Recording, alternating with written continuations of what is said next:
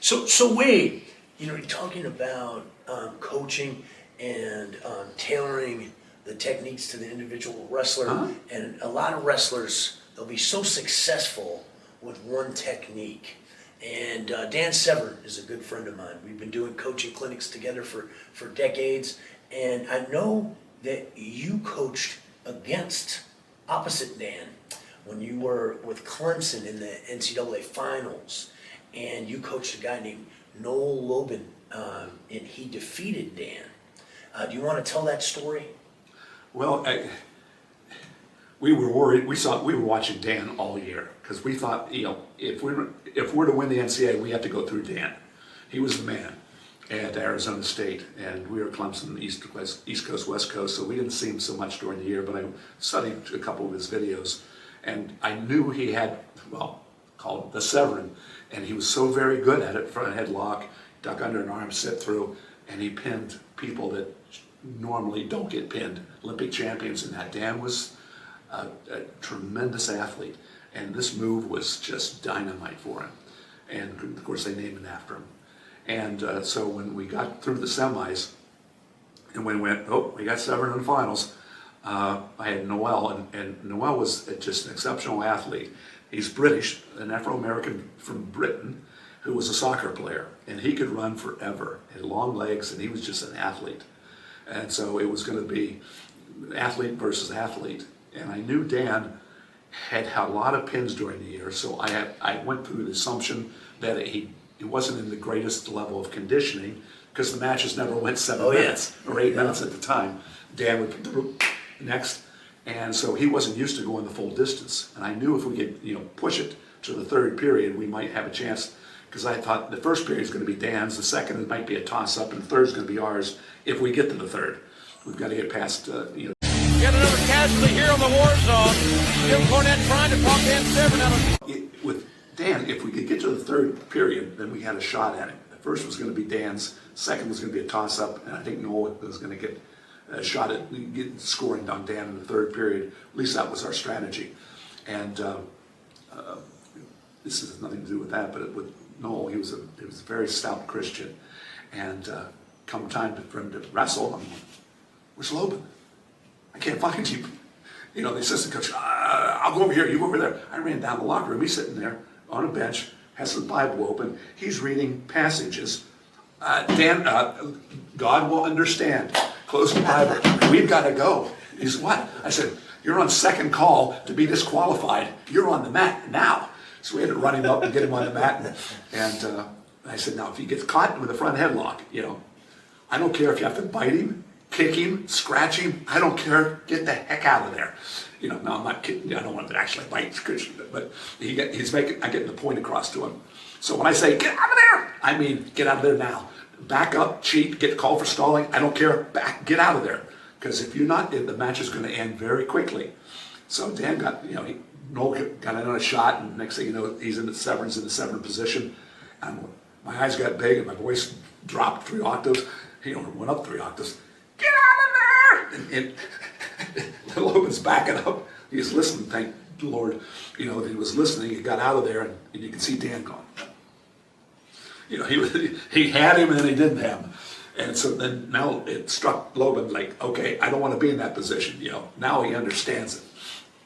So we took it into the second period. We stayed close, and then we were able to catch him for, I think it was stalling call late in the third period that tied it up.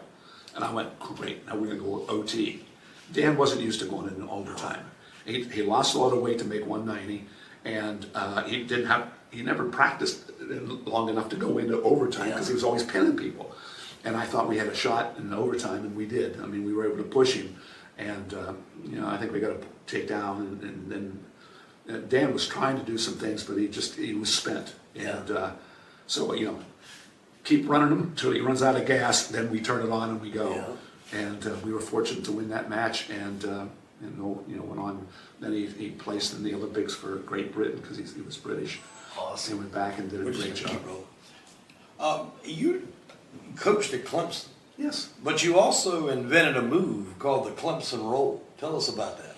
Well, I know wrestling in general, with the way the coaches are, if no matter who comes up with it, if Jordan Burroughs comes up and says this is the Burroughs double or the Severn, people, if you're coaching, or they don't want you to get any credit whatsoever. They're not going to teach the move. It could be the best move in the world, but they're not going to teach it now because that's going to elevate the person whose name is after it, and that would, in their opinion, decrease their power. And so to call it the chalice, no, because no one would teach it. So I figured, well, what I'll do is I'll just use a different name.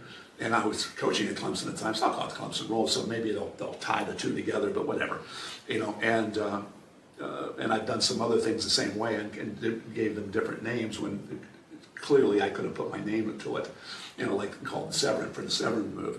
And then the Clemson Roll was one of them, and it's been very successful. Yeah. It's just on top, you chop in tight ways and a way of rolling the guy through. And it's really, really difficult to get into any trouble with it. If it doesn't work, I like going to Vegas, now that we're speaking of Vegas, to put $1 in the slot machine, pull the handle, if I, cherry, strawberry, and then tinkling, my dollar comes back, I get to do it again and do it again until I win. But I get my dollar back. That's the way I like to gamble.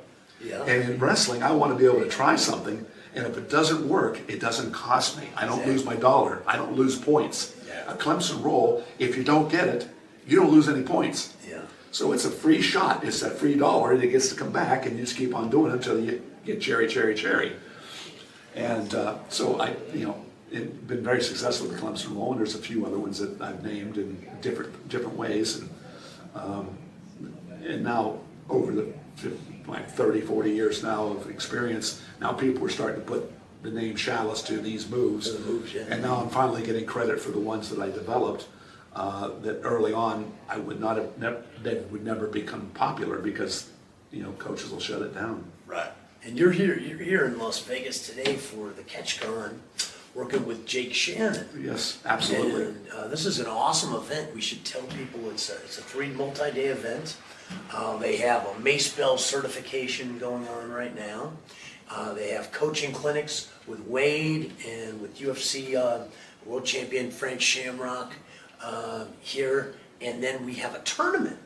And this is what I wanted to mention to you, Wade. I'm going to be broadcasting the tournament with Jake. We're going on Triller with this new Shoot Pro Wrestling, which is a very unique rule set. It's 3 periods and 5-minute periods. And it's best of 3, win by pin or submission, and there's no points. So it's very unique, very interesting, and it's a way for amateur wrestlers to hopefully make some money because we're trying to build this up and get it on TV. So yeah, that's why we're here. We're really excited, to be here in Las Vegas. It's going to be exciting tomorrow to watch the players. The tournaments, yeah. The tournament. Yeah. Well, I think this would be a good way to wrap this up. We just had Blake Troop on not too long ago. He's pretty damn confident that he's going to win this thing. I myself, King, I like to throw a little money down on things. Wade, who's going to win this thing? Who's your pick? The guy at the end who has his hand in the air. That's who's going to win it. That's right.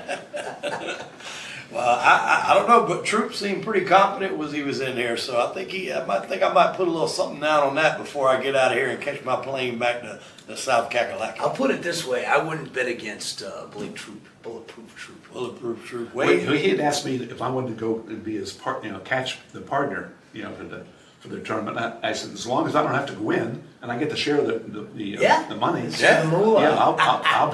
I'll be your partner. Wade, I appreciate you sitting down with us, man. It's been an honor to catch some of the historical stuff because I think a lot of people now, they're so fixated on the UFCs, they forget about the golden years, before what paved the way for all these guys. Well, yeah, it's wrestling. I mean, you look at the top 100 UFC fighters, now this was a couple of years ago when I looked, I think 60% of all the UFC fighters in the top 100 were wrestlers. Yeah. And wrestling is clearly the #1 sport. And during that time when I did look, there wasn't one judo player in the top 100, and there wasn't one boxer in the top 100. So people go, well, I'm a judo player, I'm a boxer. When it comes to the UFC, and it comes to fighting in the street or the Ultimate Fighting Championships, wrestling is the king. Definitely, definitely. And Wade, one last thing. You're wearing your polo shirt for AAU Wrestling, and I know you're the president, right, of AAU currently? Well, the executive director. Executive director, yep, yep.